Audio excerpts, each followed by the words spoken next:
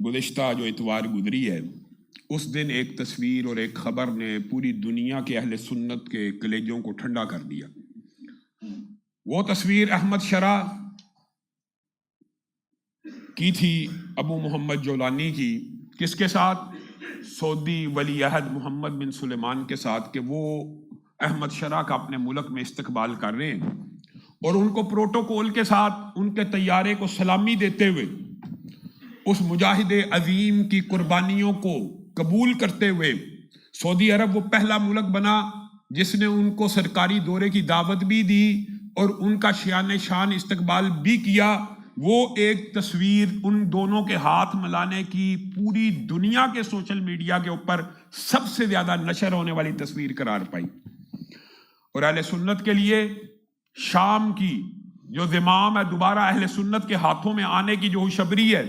اس کو مزید تقویت ملی، اور پھر پوری دنیا کے مسلمان ممالک کے لیے یہ ایک پہلا بارش کا قطرہ ثابت ہوا۔ ساتھ ہی ترکی نے بھی بلا لیا،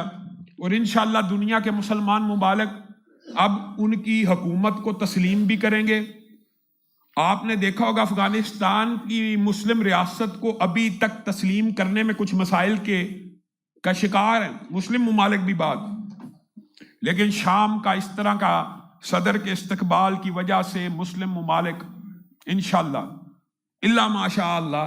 سارے کے سارے اب شام کی حکومت کو قانونی بھی مانیں گے،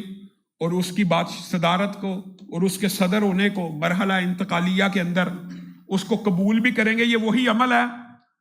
جس کا آج تک چین بھی پاکستان کو کریڈٹ دیتا ہے کہ پاکستان پہلا تھا جس نے سب سے پہلے ہمیں قبول کیا۔ تو اللہ کے فضل و کرم سے شام کی جو مسلمان حکومت ہے، مسلم ریاستیں اب اس کو قبول بھی کر رہی ہیں، اور وہ مقبول عام ان کی جد و جہد نے ان کو مقبول عوام بھی بنا دیا۔